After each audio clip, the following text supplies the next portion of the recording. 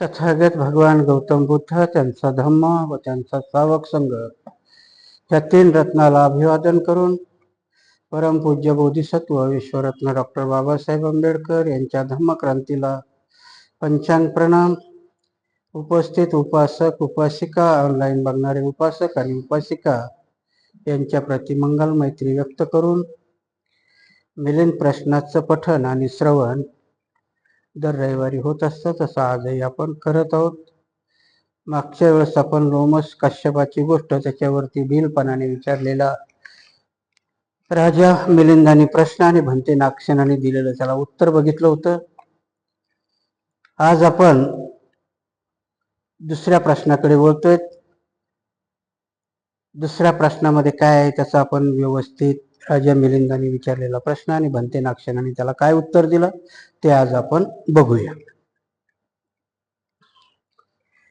भंते नागसेन, भगवंताने गजराज षडदंताविषयी सांगितले आहे की या भिक्षूला ठार मारावे असा विचार करत असता त्याच्या अंगावरील काशाय वस्त्र पाहून ही सद्धम्माची ध्वजा आहे, अशा साधुशील आहारतांना मारणे योग्य नाही असा पुन्हा त्या दुःख स्थितीतही बोधिसत्वाने विचार केला आणि तो शांत झाला. यासोबतच दुसऱ्या एका ठिकाणी असेही सांगितले आहे की बोधिसत्वाने ज्योतिपाल मानवक म्हणून जन्म घेतला असता अर्थ सम्यक संबुद्ध भगवान कश्यप यांना मतमुंडा, नकली साधू इत्यादी कठोर शब्दांनी चिडवून अपमानित करण्याचा प्रयत्न केला आहे. भंते, बोधिसत्वाने जर पशु योनीतच जन्म घेऊन देखील काशाय वस्त्राची त्यांनी प्रतिष्ठा राखली होती तर ज्योतिपाल मानवाकाची गोष्ट खोटी ठरते. आणि जर ज्योतिपाल मानवाकाने भगवान बुद्धांना मतमुंडा, नकली साधू इत्यादी अपशब्द आणि कठोर बोलून चिडवीत असता अपमानित करण्याचा प्रयत्न केला असेल तर ते काही षडयंत्र गजराज्या संबंधी सांगण्यात येते सर्व खोटे ठरते. जर बोधिसत्वाने पशु योनीत जन्म घेऊन अत्यंत कठोर दुःख भोगत असताना सुद्धा त्यांनी काशाय वस्त्राची प्रतिष्ठा राखली तर ज्ञानाने परिपक्व अशा मनुष्य जन्मात भगवान कश्यप बुद्धाबद्दल मुद्दाम असे आचरण का केले ते की अर्थ सम्यक संबुद्ध, 10 बळबुळानी लोकनायक तसेच महान प्रतापी होते, ज्याच्या भोवती एक व्यायाम दिव्य तेज पसरलेले होते, जे मनुष्यामध्ये सर्वश्रेष्ठ मानले जात होते आणि ज्यांचा लक्षणयुक्त सुंदर शरीरावर उत्तम असे बनारसी चिवर शोभून दिसत होते, त्या बुद्धासोबत असा व्यवहार त्यांनी का केला. राजा मिलिंदाने विचारलेले हे बिल प्रश्न आहे. भगवान कश्यप 28 बुद्ध झाले हे सगळ्यांना माहीत असेल. भगवान कश्यपाच्या काळामध्ये हा ज्योतिपाल मानवक जन्माला आलेला आहे, तो बोधिसत्व आहे. म्हणजे पुढे तेच बुद्ध होतात, जो बोधिसत्व असतात ते बुद्ध होतात. परंतु इथे राजा मिलिंद प्रश्न विचारतो की मनुष्य योनीमध्ये असलेला षडदंत हत्ती तोही बोधिसत्व आहे. आता ती जातकामधली खूप मोठी कथा आहे, ती मी सांगत बसत नाही. पण तो हत्ती जेव्हा एक भिक्षू अंगावर चिवर धारण करून त्या जंगलात जात असताना त्या हत्ती धावून येतो, परंतु दूरवरूनच बघतो की त्यांच्या अंगावर चिवर आहे आणि त्या पशुविषयीतल्या हत्तीलाही चिवर असणाऱ्या त्या बोधी साधूविषयी किंवा भक्षूविषयी की सन्मार्गावर असलेल्या माणसाचा वध करू नये ही त्या बोधिसत्वाला पशुयोनीमध्ये असतानाही उत्पत्ती होते. राजा विचारतो, परंतु ज्योतिपाल मानवक हा, आता याची कथा खूप मोठी आहे. ज्योतिपाल मानवकाची कथा अशी आहे की घटिकार कुंभार, पुढे तो प्रश्न येतोय म्हणून मी याच्यात जास्त घेत नाही, त्या गावामध्ये भंते कश्यप येतात आणि हा घटिकार कुंभार त्या गावातील सगळ्या लोकांना सांगतो की सम्यक संबुद्ध आपल्या गावामध्ये येत आहेत. तसं ह्या ज्योतिपाल मानवकालाही सांगतो की सम्यक संबुद्धाचं दर्शन हे खूप दुर्मिळ असतं, आपण जाऊया सम्यक संबुद्धाच्या दर्शनाला. तेव्हा हा ज्योतिपाल मानवक जो आहे तो तिरस्कार युक्ताने म्हणतो की त्या मतमुंडा म्हणजे डोक्याचं मुंडन केलेला तो नकली साधू आहे, त्याच्याकडे जायची काही गरज नाही, असा तो अपशब्द भगवान बुद्धाविषयी वापरतो. राजा मिलिंदाचा इथे हाच प्रश्न आहे की भगवान बुद्ध हे दशबल विद्यामध्ये प्रवीण आहे. एका पशु योनीतला हत्ती अंगावरच्या चिवराला मान देतो, हे जर खरं मानावं तर माणसाच्या योनीमध्ये जन्म घेतलेल्या ज्योतिपालाला सम्यक संबुद्धावरती कठोर टीका करायची काय गरज आहे? म्हणजे या दोन वाक्याचा मेळ काही बसत नाही. कुठलं तरी वाक्य खोटं असलं पाहिजे की पशु योनीतल्या त्याने तरी एक हत्या केली असली पाहिजे किंवा ज्योतिपालाने कठोर नाही बोललं असलं पाहिजे. ह्या दोन्हीतलं एक कुठलं तरी वाक्य खोटं असेल असं राजा मिलिंद हा भंते नागसेनाला विचारतो. परंतु भंते नागसेन सांगतात, आणि काही काही गोष्टी अशा आहेत की आता इथं बघा, मी नेहमी सांगत असतो की कुठलाही ग्रंथ प्रमाण का मानायचा, तर तो वर्तमानामध्ये लागू पडतो का? मिलिंद प्रश्न हा ग्रंथ 6व्या संगीतीमध्ये त्रिपिटकामध्ये समाविष्ट झाला. तोपर्यंत हा नव्हता. कारण हा कधी आलेला ग्रंथ आहे? मला वाटतं की हा राजा मिलिंद हा अशोकाच्या नंतरही 150-200 वर्षानंतरचा आहे. आणि मग त्रिपिटकाच्या 5 संगीती झाल्या की 6व्या संगीतीमध्ये हा ग्रंथ त्याच्यामध्ये होतो. आणि म्हणून बाबासाहेबही ह्या ग्रंथाला प्रमाण मानतात. का? तर बाबासाहेबही त्या 6व्या संगीतीमध्ये हजर होते. मग कुठलाही ग्रंथ जर आपल्याला आता वर्तमानामध्ये जर तो प्रमाण वाटत असेल तरच त्याला धार्मिक ग्रंथ म्हणण्यात अर्थ असतो, नसता मग त्या पौराणिक कथा होतात. आणि मग इथे राजा मिलिंदाने हा विचारलेला प्रश्न आता लागू पडतो का? कारण आत्ताच्या आपल्या बुद्धिजीवीने जर म्हटलं तर आम्ही पहिल्याच गोष्टीत उडवून देऊ की त्या हत्तीला ती बुद्धी कशी आहे की नाही? आताच्या विज्ञानानुसार भावनाशील आणि त्याला म्हणता येईल की दुःखाच्या आणि सुखाच्या उत्कट बिंदूपर्यंत जाणाऱ्या भावना फक्त ह्या मानवातच असतात, पशुमध्ये नाही. पशुमध्ये मेमरी जास्त नाही. साधं उदाहरण देतो तुम्हाला की तुमच्या दारावर आलेल्या कुत्र्याला तुम्ही जर आज चांगलं मारलं तर अपेक्षा काय, त्याने दुसऱ्या दिवशी येऊ नये, पण ते दुसऱ्या दिवशी येतं. काय येतं? तर त्याच्या मेंदूची रचनाच अशी आहे की त्याची मेमरी 72 घंट्याच्या पुढे त्याच्यामध्ये थांबत नाही. आणि म्हणून कुत्र्याला तुम्ही आज जरी मारलं तरी ते 72 घंट्यांनी विसरलेलं असतं. इथे राजा मिलिंदाला तेच म्हणायचंय की पशु योनीतला हत्ती त्याला कसं कळतं की चिवरधारी भिक्षू आहे आणि चिवरधारी भिक्षूला मारण्यामध्ये अकुशल कर्म आहे. आणि हा ज्योतिपाल मानव आहे. याला सगळ्या गोष्टी म्हणजे याची मेमरी, आज आपली मेमरी एवढं कॉम्प्युटर आलं तुमच्यावाला, आता आयचा जमाना आला, पण यालाही इनपुट मानवी याचंच द्यावं लागतं.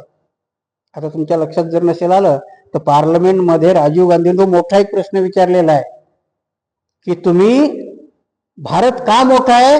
तर भारताची लोकसंख्या 150 करोड आहे आणि कुठल्याही आयाला म्हणजे ज्याला आर्टिफिशियल इंटेलिजन्स म्हणतात त्याला माणसाचं इनपुट लागतं. काय करतं ते आर्टिफिशियल इंटेलिजन्स? त्याच्याकडे असलेली मेमरी तो जॉईन करतो फक्त. त्याच्या मेमरीत जर तुम्ही नसाल तर तुमच्यावर ते आर्टिफिशियल इंटेलिजन्स काम करू शकत नाही. हाच प्रश्न आहे तिथे की माणसाचा मेंदू त्या आर्टिफिशियल मेमरीच्याही पुढे आहे. भगवान बुद्धांनी अभिधम्म पिटकामध्ये तेच सांगितलेलं आहे की मानवाचा मेंदू किंवा मानवाचं चित्त हे एवढे आहे. म्हणून सांगितलं ना की माणसाच्या मनाचा वेग एवढा आहे की त्या वेगा एवढं, मला वाटतंय रात्रीच्या हल्ल्यामध्ये तो इराणचा खामनाई नेला. बुद्धाच्या तत्वज्ञानात इथे लागू पडतं. त्या खामनाईला मारलं तर अचूक त्याच्याच घरावरती ते मिसाईल पडलं. ते जिथून डागलं त्याचा वेग त्या लोकांच्या लक्षात यायच्या अगोदर त्या घरात ते मिसाईल जात. भगवान बुद्धांनी चित्ताचा वेग याच्यापेक्षा कितीतरी पटीने पुढे सांगितलेला आहे की तुम्ही 1 सेकंदात मंगळावरून चंद्रावरती जाऊ शकता. हा तुमच्या मनाचा वेग आहे. तुमच्या चंद्रावर जायलाही तुमच्या यानाला 28 दिवस लागतात. मग मनाचा वेग किती मोठा आहे. आणि मग इथे राजा मिलिंद तो प्रश्न विचारतो की त्या हत्तीच्या मनामध्ये प्रत्येक भावना नसते. प्राण्यामध्ये काहीतरी मोजक्या भावना आहेत. माणसामध्ये ज्या भावना आहेत त्या प्राण्यामध्ये नाही आहेत. परंतु तो हत्ती भिक्षूला मारत नाही, पण ज्योतिपाल मानवक मात्र सम्यक संबुद्धाचा अपमान करतो. कशात सम्यक संबुद्ध आहे त्यांचा अपमान करतो. आणि मग इथे राजा मिलिंदाला प्रश्न पडतो या दोन्हीतलं काहीतरी खोटं असलं पाहिजे. कारण आपण वंदना म्हणतो ना, इतिपिसो भगवान सम्मा संबुद्ध म्हणतो की नाही. भगवान बुद्ध म्हणजे सर्वज्ञानी आहे. संबुद्ध असतात की जगातलं असं कुठलंही ज्ञान नाही की ते सम्यक संबुद्धाला माहिती नाही. अशी कुठलीही सिद्धी नाही की ती बुद्धाला येत नाही. आणि अशाही पद्धतीमध्ये तो त्या जमान्यातला मानवक कश्यप भंतेजीचा अपमान करतो. ह्या दोन वाक्यामध्ये कुठलं तरी खोटं असलं पाहिजे. आणि मग त्याला भंते नागसेन कसं उत्तर देतात आणि ते आत्ताही कसं रिलेव्हंट आहे, आत्ताही कसं ते संयुक्तिक आहे, ते मी जरा समजावण्याचा तुम्हाला प्रयत्न करेन. महाराज अत्यंत यातना भोगत असताना संयम पाळून आयुष्याचे रक्षण केले हे खरे आहे. आणि ज्योतिपाल मानवक होऊन बुद्धास अपमानित केले हेही खरे आहे. तथापि ज्योतिपाल मानवकाने आपल्या कुळ परंपरेनुसारच तसे केले होते. महाराज ज्योतिपाल ज्या कुळात जन्माला आला होता त्या कुळात धर्मप्राप्ती मुळीच श्रद्धा नव्हती. भिक्षूचा ते कधीच आदर करीत नसत. त्यांचे आई वडील, भाऊ बहीण, दासदासी, नोकर चाकर तसेच परिवारातील इतर सर्व लोक ब्रह्म्याचे उपासक होते. ब्रह्म्याचीच ते पूजा अर्चा करीत होते. ब्रह्मा हाच तो सर्वश्रेष्ठ आणि उत्तम आहे असे मानून ते इतर साधू श्रमणांना नीच समजत असत, त्यांची निंदा करीत असत. त्या सर्व लोकांचे बोलणे नेहमी ऐकून भगवान कश्यपांना भेटण्याकरता घटिकार नावाच्या कुंभाराने बोलावतात. ज्योतिपाल यांनी त्या मतमुंड्या नकली भिक्षूच्या दर्शनास काय लाभ आहे असे बोलून त्यांना अपमानित करण्याचा प्रयत्न केला होता. महाराज जर का अमृत विषात मिळवले तर ते सुद्धा कडूच होऊन जाते. अगदी थंडगार पाणी सुद्धा विस्तावर ठेवले असता उकळू लागते. त्याचप्रमाणे ज्योतिपाल ज्या कुळात जन्माला आला होता त्या कुळात श्रद्धा व धर्माकडे मुळीच कल नव्हता. म्हणूनच आपल्या कुळ परंपरेच्या विचाराने प्रभावित होऊन अंधळागत तो भगवान बुद्धाप्रती निंदाजनक व अपमानजनक शब्द बोलत होते. पण ते नागसेनाने राजा मिलिंदांना दिलेलं हे उत्तर आहे. आता बरोबर पाहिलं तर तुमच्याही लक्षात येईल की काय. मी थोडस फोडून सांगतो की प्राण्याविषयी. भटकतं कुत्र असतं ते तुम्हाला ओळखत नाही. तुम्ही किती वेळेस त्याच्या पुढून गेला तर त्याच्या धर्म स्वभावानुसार ते तुमच्यावर भुंकणार. परंतु तुमच्या घरी तुम्ही जर पाळलेलं कुत्र आहे आणि तुम्ही घरी आलात तर मात्र ते तुमच्यावर भुंकणार नाही. कारण त्याला ती प्रज्ञा आहे, तेवढी प्रज्ञा त्याला आहे. तसंच हत्ती असेल आणि हा बोधिसत्वाती होता. त्याची कथा खूप मोठी आहे. त्या कल्पामध्ये हे करतो, तो फसलेला असतो, ते हे करते, त्या कथा न जाता त्या प्राण्यालाही बुद्धाच्या वस्त्राची ओळख आहे. आणि म्हणून तो हत्ती त्या भिक्षूला मारत नाही. कारण प्रशिक्षण किंवा शिक्षण ही खूप मोठी गोष्ट आहे. मग ती प्राण्याची असो चाहे मानवाची असो. म्हणून कधी कधी म्हणतात ना की सर्कशीतला सिंह पण स्टूलवर चढवतो इशाऱ्याने, तो प्रशिक्षित असतो.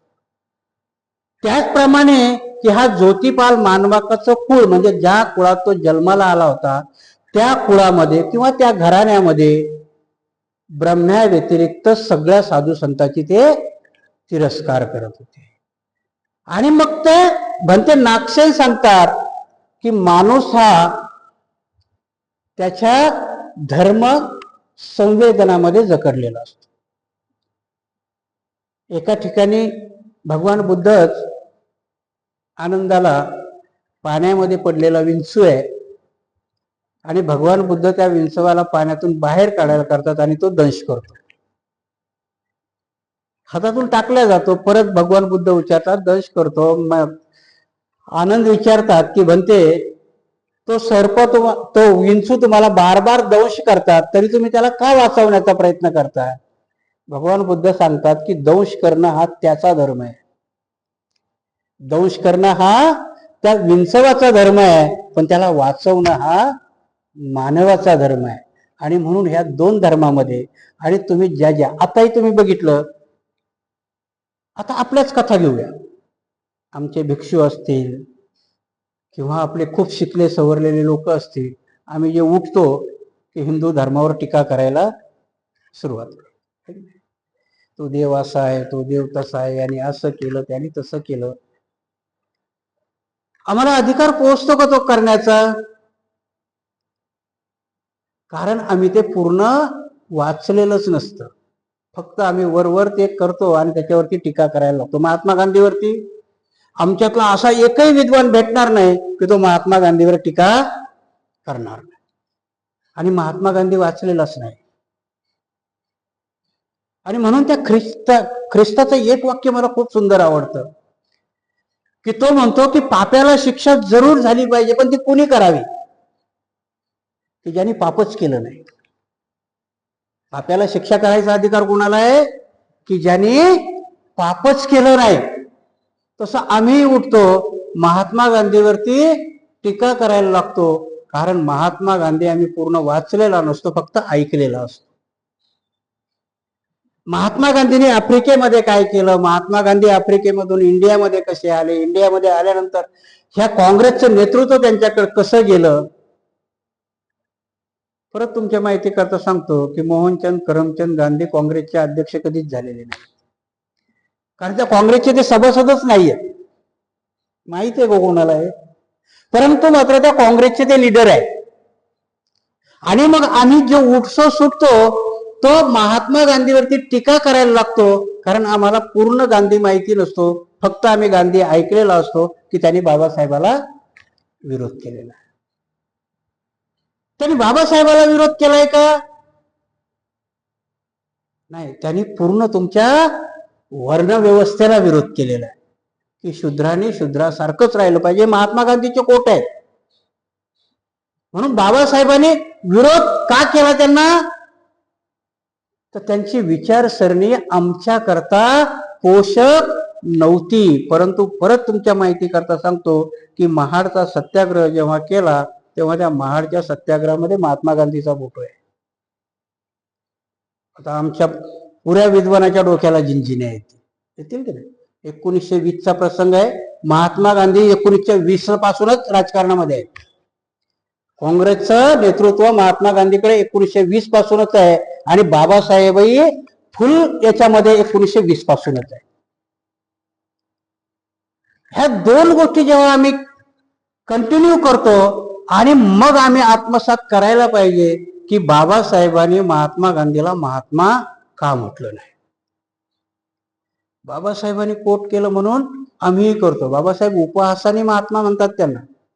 आणि हे लेशन ऑफ कास्ट जर तुम्ही हे पुस्तक वाचलं तर त्याच्यावरती महात्मा गांधींनी पेपरमध्ये टीका केली होती. त्याला उत्तर देताना बाबासाहेब उपहासाने महात्मा म्हणतात त्यांना. इथे सांगण्याचा उद्देश तोच आहे की मानवक हाही बुद्धाला पूर्ण न जाणता बुद्धावरती टीका करत होता. त्यांनी बुद्ध पूर्ण कधी पाहिलाच नव्हता.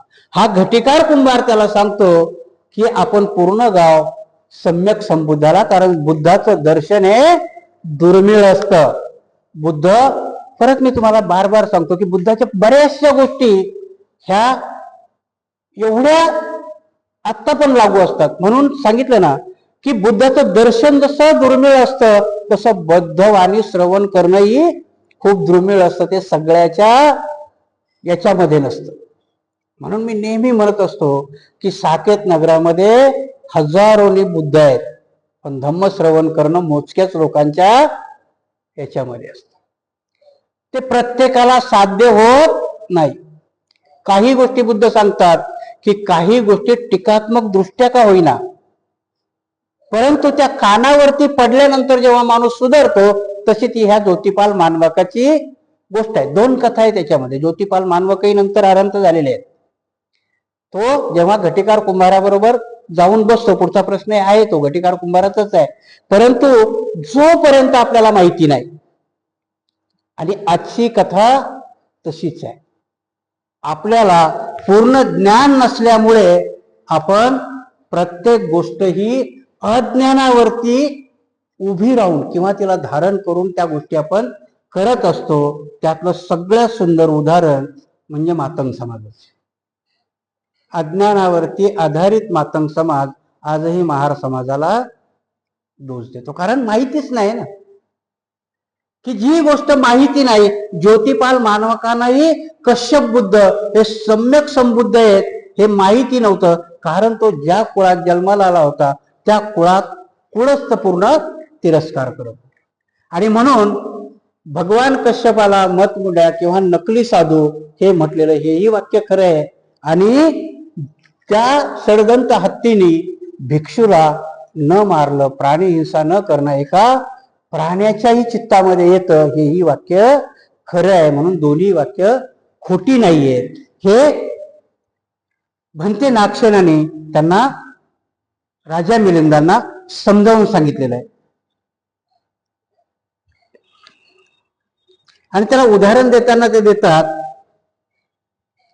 अमृतही जर समजा तुम्ही कडू याच्यात टाकलं, आता अमृताची व्याख्या ऍक्च्युली बुद्ध वाङ्मयामध्ये निर्वाणाला अमृत म्हटलंय. निर्वाण मिळणं म्हणजे अमृतासारखं तुमची शांती आहे किंवा ते एवढं सुखमय आहे. पण त्या अमृतालाही जर विषामध्ये टाकलं तर ते कडू होतं. आजही तुम्हाला सांगतो की कारलं असेल किंवा कुठलीही दवाई असेल, जर ती तुम्ही तोडून पाण्यात जरी टाकली तरी ते पाणी कडू होतं, कारण पाण्याचा गुणधर्म.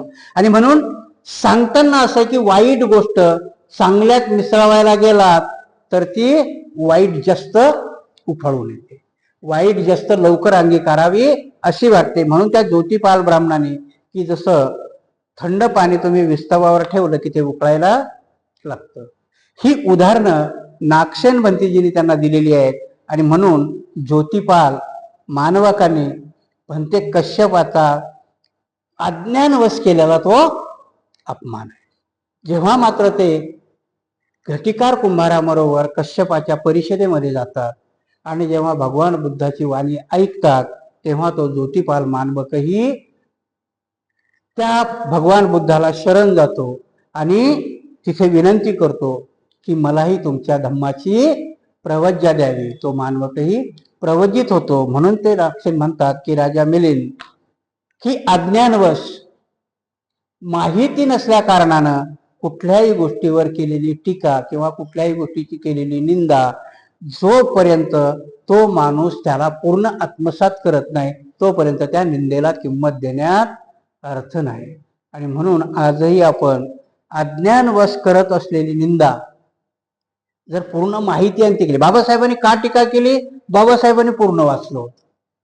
बाबासाहेब एका ठिकाणी म्हणतात की महात्मा गांधी जेवढं मला माहिती आहे तेवढे कोणालाही माहिती नाहीये, परंतु त्यांना महात्मा म्हणण्याच्या लायकीचे ते नाही. कोण म्हणतात ते? बाबासाहेब. म्हणून मी म्हणावं का नाही, कारण मी ते पूर्ण वाचलेलं नाही. महात्मा गांधी मी पूर्ण वाचलेला नाही, महात्मा गांधी मला पूर्ण माहिती नाही. आणि म्हणून जे मोठा व्यक्ती किंवा ज्याने पूर्ण आत्मसात केलं त्यालाच तो अधिकार पोचतो. तशाच प्रकारानं होतं की मानवाचं कुळच असं होतं. मानवकाने ज्या कुळामध्ये जन्म घेतला होता, ज्या घराण्यामध्ये जन्म घेतला होता, म्हणून आजच्या परिस्थितीमध्ये आहे की हिंदू धर्माचे साधू असतील किंवा आपल्यातले भिक्षू असतील, हे अज्ञानी पोटी जर टीका करत असतील तर ती ग्राह्य धरू नये, परंतु सर्व माहिती अंती करत असतील. म्हणून मी नेहमी सांगितलं की आम्ही मागच्याच 1-2 प्रवचनामध्ये मला वाटतं मी सांगितलं होतं की आम्ही टीका का करावी त्यांच्यावरती, काही करायची गरज आहे का? त्याला 2 कारण आहेत की इथेही भगवान बुद्ध टीका करायला सांगतात का? त्यांनी कधी टीका केली का? भगवान बुद्धाच्या काळामध्ये जेवढा अनाचार माजला होता त्यांनी एखादं आंदोलन केलेलं आहे का? की सगळ्या लोकांना घेतलं, ह्या राज्याला उचकावलंय, त्या राज्याला उचकावलंय, आणि साधू संतांनी केलेल्या यज्ञामध्ये कुठल्या तरी राजाला सांगितलं की जाऊन तू त्यांना अडव, असं नाही केलेलं ना. भगवान बुद्धांनी तिथे त्यांचा धम्म सांगितलेला आहे की प्राण्याची हत्या करणं ठीक नाही, तुम्ही जो हा करता हा धर्म नाहीये. त्याला कुठलंही आंदोलन केलेलं नाही, कुठलाही विरोध केलेला नाही. विरोध न करता आपली भूमिका समजावून सांगून दुसऱ्याचं ते कसं खोटं आहे हे सिद्ध करणं याला धम्म म्हणतात. नुसतंच त्याच्यावरती टीका करणं किंवा त्याला कुठल्या तरी अज्ञानवश पद्धतीने नाकारणं याला धम्म म्हणत नाही. म्हणून त्या ज्योतिपाल मानवाकाने आतापर्यंत जी काय टीका केली होती ती अज्ञानवश होती. त्याला सम्यक संबुद्धाची कुठल्याही बलाची माहिती नव्हती. सम्यक संबुद्ध हे सर्व व्यापी आहेत किंवा सर्व ज्ञानी आहेत याची कल्पना त्याला नव्हती. तोपर्यंत तो ब्रह्म्याला सर्वव्यापी समजत होता आणि म्हणून त्याने भगवान बुद्धावर कश्यप बुद्धावरती त्याने ती टीका केली होती. आणि इथे राजा मिलिंदाचं समाधान होतं. आज आपण दुसराही प्रश्न घेऊ घटिकार कुंभाराचा, कारण याला रिलेटेड आहे. म्हणून तिथे काय आहे की कारण ह्या ज्योतिपाल मानवक नंतर त्या सभेमध्ये गेल्यानंतर प्रवज्जित होतो, तो पुढे अरंतही होतो. आता पुढचा प्रश्न आहे घटिकार कुंभाराविषयी. भंते नागसेन भगवान बुद्धाने म्हटले आहे की घटिकार कुंभाराचे घर 3 महिनेपर्यंत पूर्णतः साकारल्या विना पडून राहिले, तथापि त्यात पावसाचा एक थेंब सुद्धा पडला नाही. शिवाय सोबतच त्यांनी असेही म्हटले आहे की भगवान कश्यप यांच्या कुटीवर मात्र जोरदार वृष्टी वर्षाव झाला होता. भंते नागसेन बुद्धासारख्या पुण्यवान महापुरुषाच्या कुटीवर पावसाचा वर्षाव झाला हे कसे घडले? बुद्धाचे तेजही तर तसेच श्रेष्ठ असावयास पाहिजे होते. भंते घटिकार कुंभाराचे घर 3 महिनेपर्यंत पूर्णतः साकारल्या विना पडून राहिले, परंतु पावसाचा एक थेंब सुद्धा त्यावर पडला नाही, असे जर भगवान बुद्धाने खरोखर म्हटले असेल तर भगवान कश्यप बुद्धाच्या कुटीवर मात्र जोरदार वर्षावृष्टी झाली होती हे त्यांनीच सांगितलेले वचन खोटे ठरते. आणि जर भगवान कश्यप बुद्धाच्या कुटीवर वृष्टी वर्षाव झाला हे खरे असेल तर घटिकार कुंभाराच्या साकारल्याशिवाय पूर्ण 3 महिनेपर्यंत पडून राहिलेल्या घरावर वृष्टी वर्षाव झाला नाही ही बाब खोटी ठरते. हा एक गुंतागुंतीचा प्रश्न आहे. घटिकार कुंभाराची कथा याच्यात असे सांगितलेली की घटिकार कुंभार आपल्या आई वडिलाची सेवा करत राहत असतो. ही भगवान गौतम बुद्धाच्या याच्यातली कथा नाही, ही कोणाची आहे? भगवान कश्यपाच्या काळातली गोष्ट. त्याच नगरामध्ये भगवान कश्यपाची कुटी बांधायची म्हणून साधक काय करतात, त्या घटिकार कुंभाराच्या घरावरच सगळं सामान उचलतात आणि आणून भगवान बुद्धाची कश्यप बुद्धाची कुटी बनवतात. मी परत सांगितले की कुठले धर्मग्रंथ वर्तमानामध्ये तुम्हाला संयुक्तिक वाटतात त्याचा अर्थ संयुक्तिक लागला तर तो धर्मग्रंथ धर्मग्रंथ मानावा, नसता ते पुराण आहेत मग किंवा त्या कथा आहे. इथे ह्या प्रश्नामध्ये रिलेटेड आतापर्यंत काय येतं की घटिकार कुंभाराच्या घरावरच आपण काय म्हणतो ते साकारलेलं छत उपासक उचलतात आणि त्याने भगवंताची कुटी बनवतात. आणि पाऊस येतो 3 महिने आणि भगवान बुद्ध सांगतात की 3 महिन्याच्या पावसामध्ये घटिकार कुंभाराच्या घरावरती पाऊस पडत नाही, पण मात्र तोच पाऊस सम्यक संबुद्धाच्या कुटीवरती धो पडतो आणि त्या कुटीमध्ये पाणी येत. काय अर्थ असेल याचा? आणि म्हणून मी मागे सांगताना सांगितलं होतं की जेव्हा घटिकार कुंभार येतो घरी आणि बघतो की माझ्या कुटीवरचं छप्पर नाहीये. आता तुमच्या घरावरचं छत जर कोणी पाडलं, कौलाचं घर असेल तुमच्यावर आणि ते कौलं घेऊन गेले आणि तुम्ही गावाहून घरून आले आणि तुम्हाला छत दिसलं तर तुमची काय प्रतिक्रिया असेल? शोधाल ना कोण आहे तो माझ्या घरावरती छप्पर घेऊन जाणारा, बघतोच त्याच्याकडे. घटिकार कुंभाराला जेव्हा माहिती होतं की माझ्या घरावरचं छप्पर काढून नेलं, चौकशी करतो कशा करता नेलं तर कश्यप बुद्धाची कुटी बनवण्याकरता नेलं, तो हर्षभरीत होतो. काय होतो? श्रद्धावान होतो. आणि तो सांगतो की माझ्या कुटीचा उपयोग जर छपराचा उपयोग भगवानाच्या कुटी करता होत असेल तर याच्यापेक्षा अजून मोठं पुण्य काय? इथे सांगण्याचा उद्देश तो आहे की श्रद्धा बल धर्माप्रती त्याचं एवढं होतं. आणि म्हणून कधी कधी सांगतात ना की तुमचं शरीर ही तुमची कुटी आहे. खूप गहन आहे ते समजण्याच्या समज. कुठल्याही कुटीमध्ये प्रवेश कुठून केला जातो? कुटीला दरवाजा असेल तर ना, किंवा कुटीला जर भोकं असतील तर, मग पाणी असेल, वारा असेल, किंवा चोर जाणार असेल, किंवा काय जाणार असेल, तर त्या कुटीचा दरवाजा उघडा असेल किंवा त्या कुटीला जर भोकं असतील तर त्याच्यातून. याचा अर्थच तसा आहे की आपला शरीरही एक कुटी आहे आणि तिला 9 दार आहे. किती दार आहेत तुमच्या कुटीला? 9 दार आहेत. आणि ह्या 9 दारामधूनच चांगलं किंवा वाईट तुमच्या आत जात असत.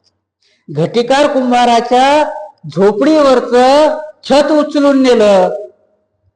तो काय म्हणतो की भगवान बुद्धाच्या कुटी करता वापरला असेल एवढं पुण्य अजून कोणाला मिळणार आहे?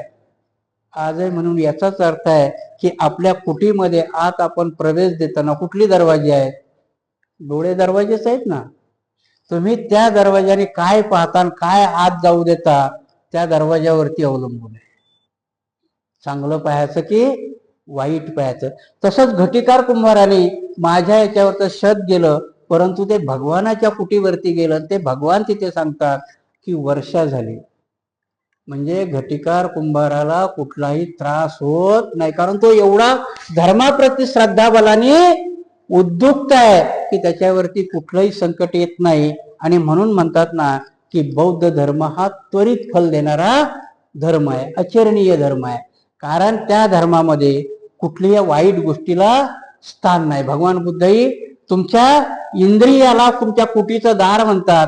आणि त्या इंद्रियाच्या त्या दारावाट तुम्हाला आत काय आत्मसात करायचं, वाईट करायचं की चांगलं आत्मसात करायचं, त्या दरवाज्यावरचे तुमचे पहारे किती हेच आहे. म्हणून त्या दरवाज्यावरचे पहारे कोण असेल तर तुमचं मन आहे. आत तेच घेतं ना किंवा बाहेर तेच सोडतं. प्रत्येक दरवाज्यावरती तुमचा पहारेकरी कोण आहे? तर मन आहे. त्या मनाला इथे घटिकार कुंभाराचा तोच दृष्टांत आहे, तोच आहे की त्याच्या कुटीवरचं नेलेलं चप्पर जरी ते भगवंताच्या याच्यावर आतरलं, परंतु त्याच्या श्रद्धारूपी किंवा त्याच्या धार्मिक रूपी कुटीवरचं चप्पर हे शाबूत होतं. म्हणून तिथे कुठल्याही वाईट गोष्टीचा शिरकाव होऊच शकत नाही. आणि म्हणून इथे राजा मिलिंदाला भांत्याजी कसं उत्तर देतात ते आपण बघूया. महाराज यातील दोन्ही वचने खरी आहेत, खोटे काहीच नाही. महाराज घटिकार कुंभार शीलवान, धार्मिक आणि पुण्यवान होता. तो आपल्या अंध व म्हाताऱ्या आई पित्याचे पालन पोषण करून त्यांची श्रद्धा भावाने सेवा करीत होता. एक वेळी तो दुसऱ्या गावाला गेला असता त्याला न विचारताच लोकांनी त्याच्या घरावरील छप्पर काढून घेतले आणि त्या साहित्याने बुद्धाची कुटी साकारून दिली.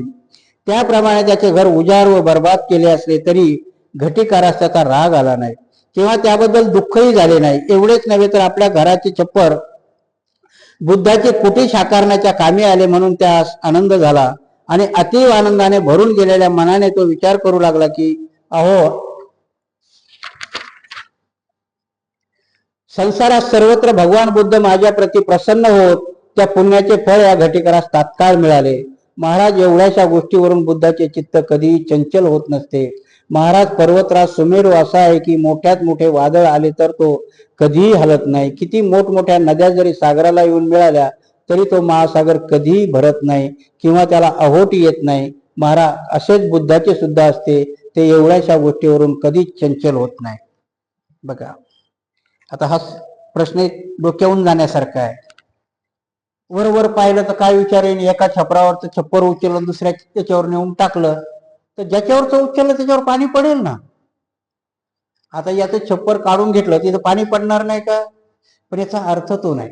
इथे भगवान बुद्ध इथे भंते नागसेन समजावून सांगताना सांगतात की त्याचं श्रद्धारूपी छत एवढं प्रबळ होतं की त्याला त्या गोष्टीचं काहीही वाईट वाटलं नाही. म्हणून मी तुम्हाला जे उदाहरण दिलं की आजपर्यंत आपल्या ह्या सगळ्या गोष्टीमध्ये भगवान बुद्धाचा धर्म हा श्रद्धाबलावरती आणि आचरणावरती, तर्कावरती आणि सत्य गोष्टीवरती आधारित आहे. त्याला कुठलंही कर्मकांड किंवा कुभांडाची गरज नाही. हाच प्रश्न राजा मिलिंदाने विचारला, तो त्याच परिप्रेक्षमध्ये. माणसामध्ये जेव्हा आईच्या गर्भामध्ये गर्भ वाढतो, 9 महिने तो परिपक्व होतो, बाहेर येतो, तेव्हा त्या गर्भामध्ये म्हणून सांगतात की निर्वाणाची गोष्ट काय सांगतात की तुमच्यातले काम, क्रोध, मोह, माया सगळे लयाला जाणं म्हणजे निर्वाण पावणे. मग मूल निर्वाण पावलेलं आहे का? त्यात काहीच नाही ना. जन्माला आलं त्याच्यात वैरही नाही, लोभही नाही, काहीच नाही, ते अजान आहे म्हणून ते निर्वाण पावलेलं आहे का? तर नाही. त्याच पद्धतीने की माणसाला ह्या तुमच्या ज्या श्रद्धा बल आहे हे आहे, जोपर्यंत धर्मामध्ये त्या बलावरती तुम्ही केंद्रित आहात किंवा ते सांभाळून आहात, तोपर्यंत तुमच्या आतमध्ये कुठली वाईट गोष्ट जाऊ शकत नाही. आणि त्याच पद्धतीने की घटिकार कुंभाराच्या बाबतीमध्ये तेच झालं. आणि म्हणून ते छत भगवंताकडे आलं. म्हणून भगवान चंचल आहेत का? काय सांगतात भगवान की त्याचं छत काढलं पण 3 महिने तिथे वृष्टी झाली नाही, कारण तो श्रद्धावान होता. पण ते भगवंताकडे आलं पण भगवंताच्या कुटीवरती वर्षा होतो, कारण भगवान चंचल नाहीयेत. भगवंत म्हणून जसे उपमा देतात की डोंगरावरचं पाणी, महासागराला पूर आलेला कधी पाहिलाय का? डोंगरावर पाणी पडलं तर नद्याला पूर येतो की नाही? कुठे जातं ते सगळं पाणी? समुद्राला जाऊन मिळतं ना. असं ऐकलं की ह्या वर्षी समुद्राला महापूर आला ना अमेरिका बुडाली, झालंय असं कधी? नाही झालं ना. दृष्टांत देताना म्हणते नागसेन देतात की भगवान बुद्धही तसंच आहे. भगवान बुद्धाकडे तुम्ही काय नेऊन सोडलंय आणि काय नेऊन आणलंय? भगवान बुद्ध चंचल नाहीयेत. म्हणून घटिकार कुंभाराचं छप्पर उचलून भगवंताच्या कुटीवर टाकलं म्हणून भगवान बुद्धाला भरून आलं नाही, कारण भगवान बुद्ध चंचल नाहीयेत. भगवान बुद्ध त्या याच्या वरती आहे. आणि म्हणून तो दृष्टांत देण्याकरता भगवान बुद्ध सांगतात की घटिकार कुंभाराचं छत तुम्ही जरी उजाड केलं, तो एवढा श्रद्धावान आहे की वर्षा म्हणजेच वाईट गोष्टी त्याच्या अंगावरती किंवा त्याच्या कुटीवरती कधीच पडू शकणार नाहीत. परंतु ती गोष्ट तुम्ही भगवंताच्या कुटीवर टाकले म्हणून भगवान बुद्धाच्या कुटीवर पाऊस पडणार नाही, असं कधी होणार नाही. म्हणून ती उपमा देतात की डोंगरावरून पाणी, दरवर्षी पावसाळा येतो ना, दरवर्षी पाऊस समुद्राला, प्रत्येक नद्या, ह्या पृथ्वीवर असणारी प्रत्येक नदी कशाला जाऊन मिळालेली आहे? समुद्राला मिळालेली. मग असं कधी झालं का की समुद्राचं पाणी, भरती ओहोटी येते पण ती कशाने येते? गुरुत्वाकर्षण शक्तीने येते. गुरुत्वाकर्षण शक्ती म्हणजे पृथ्वीमध्ये असलेल्या अमावस्या पौर्णिमेला तो वाढलेला प्रवाह कधी समुद्राला भरती येते आणि ओहोटी येते, पण समुद्राला महापूर आलेला कधी कुणी पाहिला नाही. तसंच भगवान बुद्ध आहे की भगवान बुद्धामध्ये सगळ्या गोष्टी समावल्या जातात.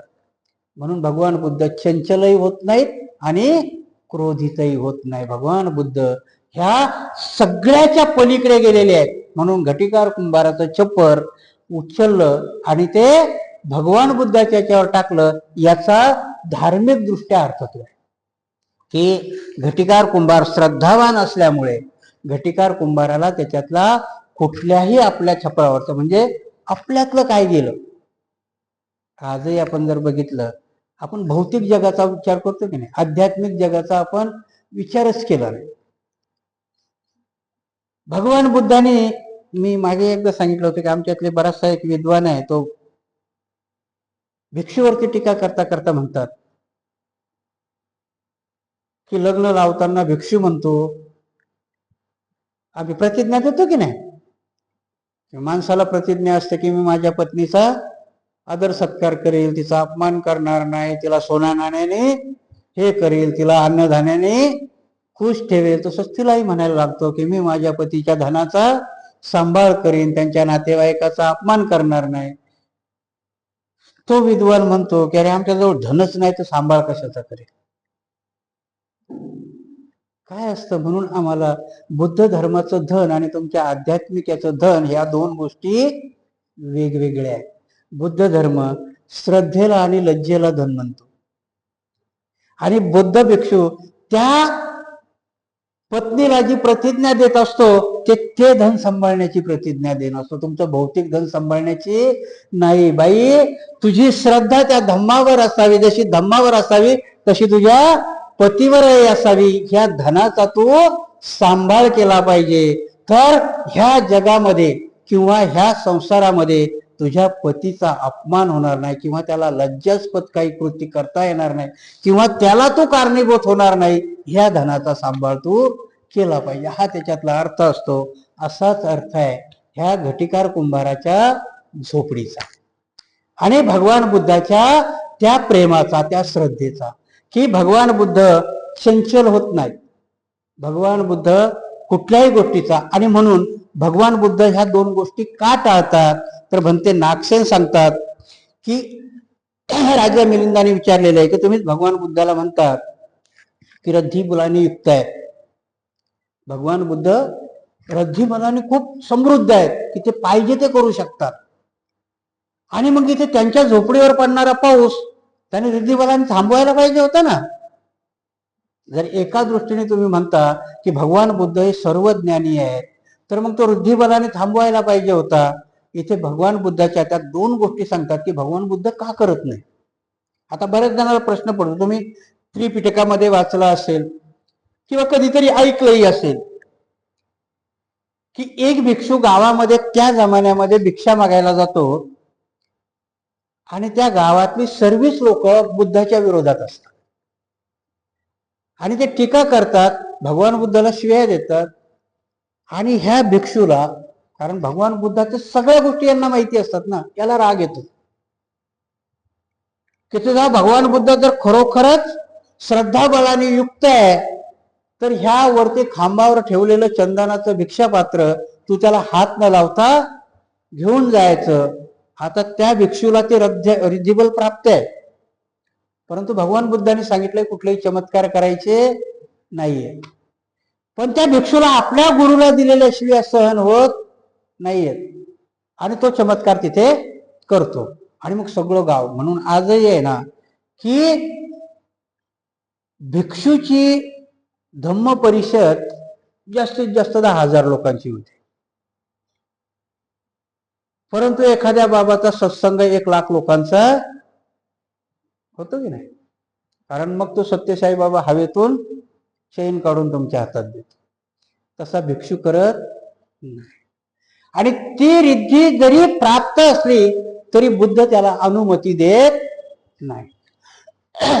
कुठलं रिद्धिबल लोकांच्या पुढे व्यक्त करावं, कारण भगवान बुद्ध सांगतात की हे सर्वांना शक्य होणार नाहीये. रिद्धिबल प्राप्त करणं हे सर्वांना शक्य नाही. सगळे तारण तर होतील का?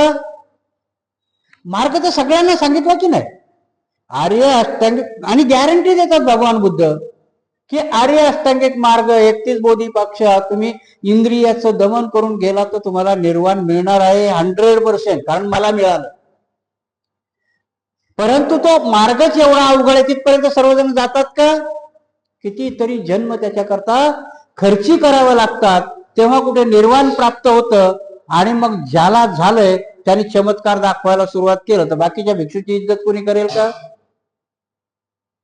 प्रत्येक जण तुम्ही मागाल ना, प्रत्येक भिक्षू कोणी त्याला आत्मसात झालं, त्यांना माहिती नाही त्याने किती जन्मातल्या पारमित आहे. तुम्हाला ह्या जन्मात दिसेल ना ते. म्हणून आजही ज्ञानज्योती सारखे भिक्षू जंगलामध्ये राहतात, आजूबाजूला वाघ सिंह फिरतात. आमच्या लोकांना अजूनही ते कळत नाही. त्यांच्या बरोबर एक गेलेले भंतीजीला वाघाने खाल्लं, त्यांना नाही. आजही तिथे ते आहे, त्यांच्या आजूबाजूला वाघ. म्हणून मैत्री ह्या बलाचं अजून कुठलं उदाहरण पाहिजे तुम्हाला? पण आम्ही टीका करतो. आज तुमच्या डोळ्यापुढेही काही गोष्टी आहेत, परंतु आम्ही त्याची साक्ष मागताना तर्काला तर्कट म्हणता येईल. आता अति तर्कटाच्या पुढे आपण जातो. आणि म्हणून इथेही त्याच गोष्टीने की श्रद्धाबल हे किती मोठं आहे आणि भगवान बुद्धाने का करायला त्याला मान्यता दिली नाही, तर त्याचे दोन कारण इथे भंते नागसेन सांगतात. भंते नागसेन म्हणतात, दोन बाबीमुळे बुद्ध आपल्या योग शक्तीने उत्पन्न केलेल्या वस्तूचा उपयोग करण्याचा चमत्कार दाखवित नाही. ती दोन कारणे अशी की देवता आणि मनुष्य बुद्धांना आवश्यक त्या वस्तूचे दान करून पुण्यबळाने आवागमनाच्या दुःखमय जंजाळातून मुक्त होतील. पहिलं कारण काय, का करत नाहीत भगवान बुद्ध? तर आत्ता अस्तित्वात असलेला माणूस, कारण ह्याच गोष्टी देऊन किंवा पारमिता कंप्लीट करून जर भगवान बुद्धांनी चमत्कार, आजही बाकी धर्म आणि ह्या धर्मामध्ये अडचण काय, मी नेहमी सांगत असतो की प्रत्येक धर्मामध्ये सांगितलेलं आहे की शील पाळावं. कुठल्या तरी धर्माने सांगितलं का खून करणं चांगली गोष्ट आहे? कृष्णाचं सोडून द्या, गीतेतली ती भानगड सोडून द्या. कृष्ण अर्जुनाला सांगतो तू मार, तुला पृथ्वीचं राज्य भेटेल आणि तू स्वतः मेला तर स्वर्गाचं भेटेल. तो एक कृष्ण सोडला तर बाकी असा कुठलाही धर्म सांगत नाही की तुम्ही खून करा, कुठलाही धर्म सांगत नाही की तुम्ही चोरी करा, कुठलाही धर्म सांगत नाही की तुम्ही नशापान करा किंवा हे करा. प्रत्येक धर्म चांगलं वागायला सांगतो. बुद्ध धर्म कसं वागावं हे सांगतो. वागानिस्त नाही सांगत, तर त्याच्यावरची कृती सांगतो. भगवान बुद्धांनी ह्या धर्माला म्हणून कृतीशील म्हटलं. म्हणून तुमच्या प्राण्याची हत्या करायची असेल तर भगवान बुद्ध म्हणतात की 5 कारणं घडली पाहिजे. पानाती पाता वेरमणी हे शील कधी तुटतं? आपण असाच त्याचा अर्थ लावतो. पण पानाती पाता म्हणजे एखाद्या प्राण्याला तुम्हाला जर मारायचं तर त्या प्राण्याला मारण्याकरता तुमच्या चित्तात पहिलं निर्माण व्हावं लागतं. जोपर्यंत तुमच्या चित्तात निर्माण होत नाही की मला समजा एखादं कोंबडं तुम्हाला कापायचंय, पहिलं चित्तात निर्माण व्हावं लागतं ना की आता मला याला पावण्याकरता कापायचं. दुसरा की तुमच्या चित्तात निर्माण तर झालं, परंतु तुम्हाला ती कृती करण्याकरता हत्यार लागतं. चित्तात आलं म्हणून ते पुढचं प्राणी मेलाय का? त्याला हत्यार लागेल. म्हणजे चित्तात आल्यावर तुम्हाला हत्याराची गरज आहे. हत्याराची गरज आहे, मग ते हत्यार आणलं. हत्यार आणल्यानंतर तुम्हाला त्या प्राण्याला पकडण्याची गरज. त्या प्राण्याला पकडल्यानंतर प्रत्यक्ष कृतीची गरज आहे आणि प्रत्यक्ष कृतीच्या नंतर तो प्राणी प्रत्यक्ष मरणं गरजेचं. एवढ्या क्रिया झाल्यानंतर ते पहिलं शील तुमच्यावाला तुटतं. परंतु चित्तात आल्याबरोबर त्यालाच दमन केलं हे भगवान बुद्ध सांगतात. तिथेच त्याला दमन करा, कृती सांगतात. पुढच्या 4 गोष्टी करायची गरजच नाही.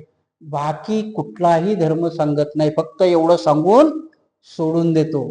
बुद्ध शील कसं पाळावं हे शिकवतात. आणि म्हणून भगवान बुद्धांनी कधी आपल्या रिद्धी बलाचा उपयोग केला नाही. का? तर हे मानवाने केलं पाहिजे. कारण मानव जोपर्यंत हे करणार नाही तोपर्यंत ह्या वाईट कृत्यातून तो बाहेर येणार नाही. तर दुसरी गोष्ट काय की बुद्धी आपल्या बुद्धिबळाचा चमत्कार आधारावर आपल्या जीवनचरित्र चालवतात अशी टीका होती. जर भगवान बुद्धांनी आपल्या बुद्धिबळाचा सगळ्या बुद्धांनी जर वापर केला असता तर आज काय टीका झाली असती की चमत्कारावरती जगलेला. आताही एक खूप मोठा ट्रेंड येतोय, म्हणजे तुम्हाला अलौकिक आणि पारलौकिक घडवण्यामध्ये आता अशी काही काही दुसऱ्या धर्मातली लोक बुद्धावरती आपण म्हणतो ना की जन्मही पारलौकिक अशा काही काही कृती यायला लागल्यात की भगवान बुद्धाचा जन्म. काय तुम्ही ऐकलेलं असेल की नाही की भगवान बुद्ध महामाया जेव्हा वनातून जात असताना तेवढं पूर्ण वन मोहक आहे म्हणून त्या पालखीच्या खाली उतरतात आणि एका वृक्षाची फांदी धरतात, टाचावर जातात आणि तिथे सिद्धार्थाचा जन्म होतो. याला आता काही काही ग्रंथामध्ये महामायेच्या बगलेतून बुद्धाचा जन्म झाला असं लिहायला सुरुवात केली. म्हणजे भगवान बुद्धालाही चमत्कारिक जन्म देण्याचा प्रयत्न सुरू आहे. कारण ह्या काही गोष्टी, म्हणून त्या हिटलरच्या काळामध्ये त्याचा एक मंत्री होता, तो सांगायचा खोटी गोष्ट 100 वेळ एकदा तुम्ही लोकांच्या मनावर बिंबवा मग ती खरी वाटायला लागते. तसंच आहे. आणि म्हणून भगवान बुद्धाने आपल्यामध्ये असलेल्या रिद्धी चमत्काराचे कधीही प्रयोग केले नाही आणि ते प्रयोग भिक्षुनी करू नये असं सांगितले असल्या कारणानं घटिकार कुंभाराच्या घरावरचं चप्पल हे उचलून भगवान बुद्धाच्या याला नेलं, त्याला आध्यात्मिक दृष्टीने बघितलं पाहिजे. कारण घटिकार कुंभार श्रद्धावान होता, म्हणून त्याच्या चित्तामध्ये कुठल्याही वाईट गोष्टी जाऊ नाही शकल्या. त्याच्यातलं किती जरी हरण केलं आणि म्हणून भगवान बुद्धाच्या घरावर टाकलं, म्हणून भगवान बुद्धाच्या कुठे पाऊस नाही पडला असं नाही झालं, तिथे पडला. सांगण्याचा उद्देश असा आहे की डोंगरावरचं पाणी किती समुद्राला मिळालं, म्हणून भगवान बुद्धाच्या कुटीवर किती छप्र नेऊन तुम्ही टाकले तरी भगवान बुद्ध चमत्कार करून दाखवत नाहीत, कारण ते चंचल नाहीयेत. असा त्या दोन्ही प्रश्नाचा अर्थ आहे. आणि इथे राजा मिलिंदाचं समाधान होतं. मला वाटतं या दोन्ही प्रश्नाचा तुमचंही समाधान झालं असेल अशी अपेक्षा व्यक्त करून आज आपण हे पठण इथेच थांबूया.